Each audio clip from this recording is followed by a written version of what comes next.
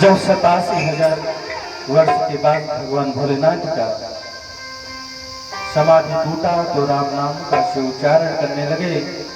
समाधि में राम का दर्शन कर रहे हैं और समाधि के बाहर आते ही राम नाम का संकीर्तन हम सभी ने किया। सती मैया तुरंत बोल पड़ी, हे भोलेनाथ। और भोलेनाथ के सामने सन्मुख आसन ले लिया।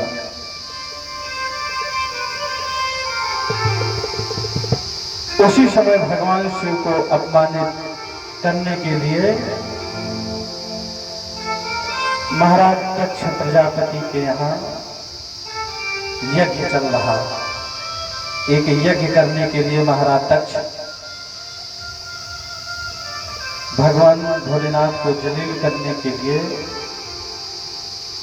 यज्ञ रचाया। तो भगवान भोलेनाथ के सम्मुख सती जी बैठी कथा को श्रवण कर रहे थे।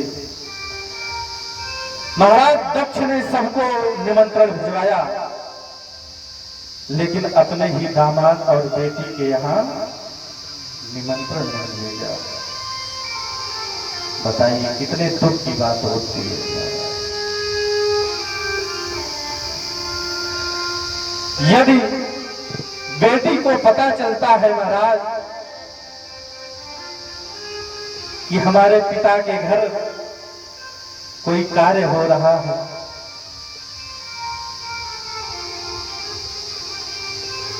और हमें निमंत्रण नहीं मिला तो कितना बड़ा कष्ट होता है महाराज। कोई बेटी सहन कर पाएगी?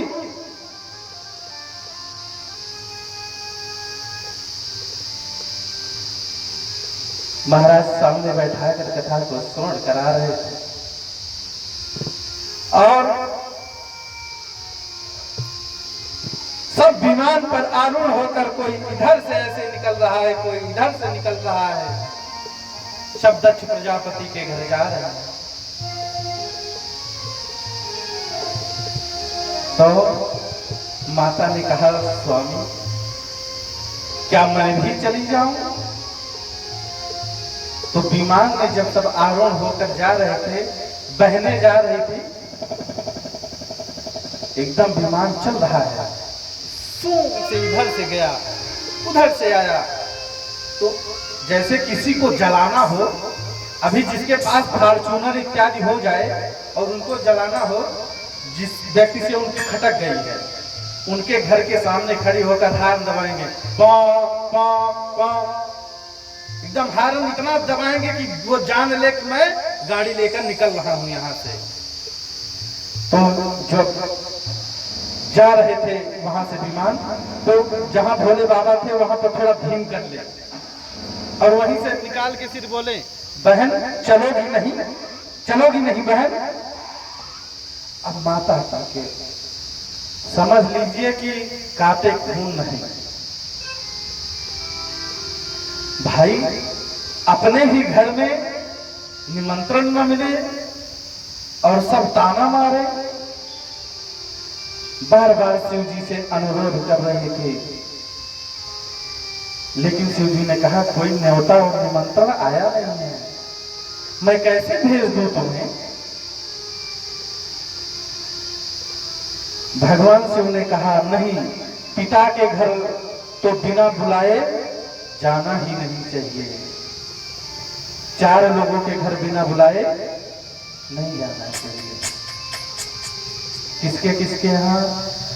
बोले जदप मित्र प्रभु पितु गुरु गया, जदप मित्र प्रभु पितु गुरु गया, जायो बिन बोलहु न सदेहा, जायो बिन बोलहु न सदेहा। लेकिन यदि हमारे जाने से किसी को कष्ट न हो जाए तो तदपे विरोध मान जहाँ कोई, तदपे विरोध मान जहाँ कोई,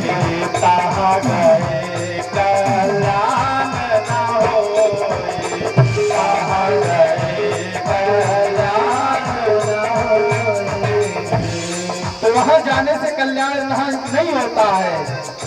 बहुत समझाया सती जी को, लेकिन नहीं मानी। भोलेनाथ जी कहते हैं वही है ही वही जरा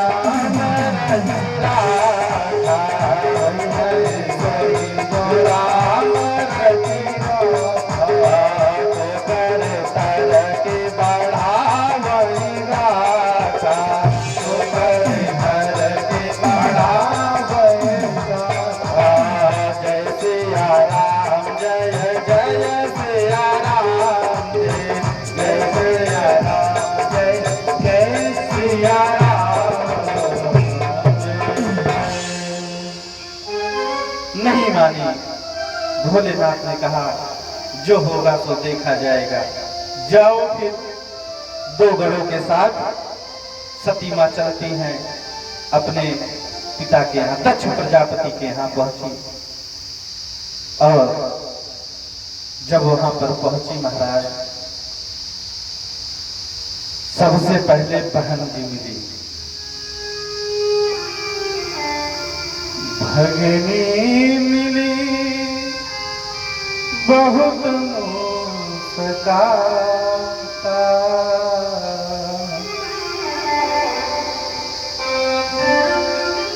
बहन आ गई। बहन भोलेनाथ कहाँ है? जब कोई थोड़ा हंसे महाराज, जब कोई थोड़ा हंसे तो उसमें प्रसन्नता होती है। और कहीं भोलेनाथ नहीं आए साथ में, जब दांत चियाड़ी तो समझ जाइए कि ये अपमान के लिए दांत फाड़ रही है, मजा ले रही है। भगनी मिले बहुत मुस्काता।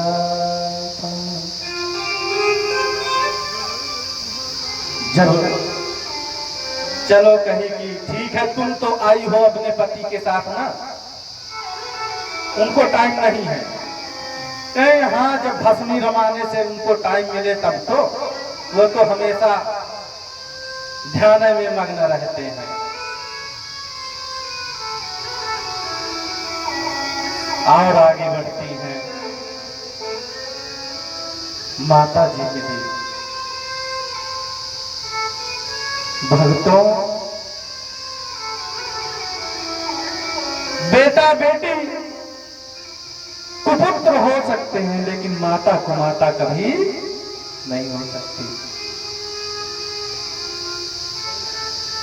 माता ने देखते ही सती जी को अपने अंकों में भर लिया। कहा बेटी, अब उनके पास कहने के लिए कोई शब्द नहीं था उस समय। न पिता की निंदा कर सकती है और न तुम्हें निमंत्रण भिजवा पाई। ऐसा माता ने कहते हुए सती को अंकों में भर लिया। पुत्र को पुत्र हो सकता है, लेकिन माता को माता कभी नहीं हो सकती। वो चाहे एक बच्चा हो, चाहे 10 बच्चे हों, लेकिन वो एक ही भाव रखती है। अगर एक रोटी है, 4 बच्चे हैं, तो उसी में 4 टुकड़ा महाराज करती है, और 4 टुकड़े में एक एक टुकड़ा चारों बच्चों को प्रदान करती है। अपने भूखे सो जाती है, लेकिन माता अपने बच्चे को भूखे नहीं सोने देती है।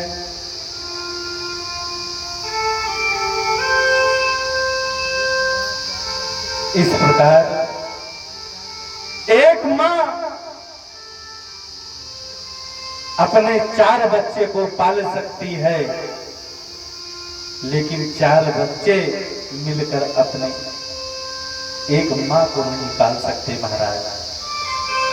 आज ऐसी विडंबना है। जब छोटे से थे तो माता अपने अंकों में लेकर महाराज अपने गले से लगाई हुई छिपटा कर रहती थी। अगर हम सो रहे हैं, बच्चा सो रहा है, और अगर सुसु कर दिया, पेशाब कर दिया, तो माँ अपने उस गीले हुए बिस्तर पर लेट जाती है भक्तों और बच्चे को अपने सूखे हुए आंचल पे फैला बिछाकर लिटा देती है।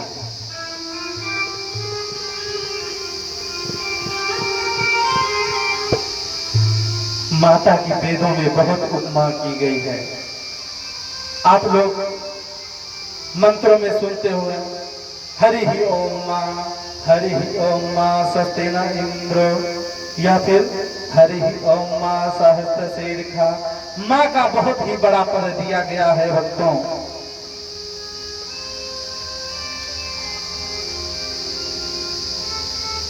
माँ का हम सभी एक भजन श्रवण करेंगे। तो कितनी अच्छी है, तो कितनी भोली है, प्यारी प्यारी है। ओ माँ, ओ माँ, ओ माँ, ओ तो कितनी अच्छी है, तो कितनी भोली है, प्यारी प्यारी है। ओ माँ, ओ माँ, ओ माँ, ओ माँ। ये जो दुनिया है अपन है बातों की, तो फुलवारी है। ओ माँ, ओ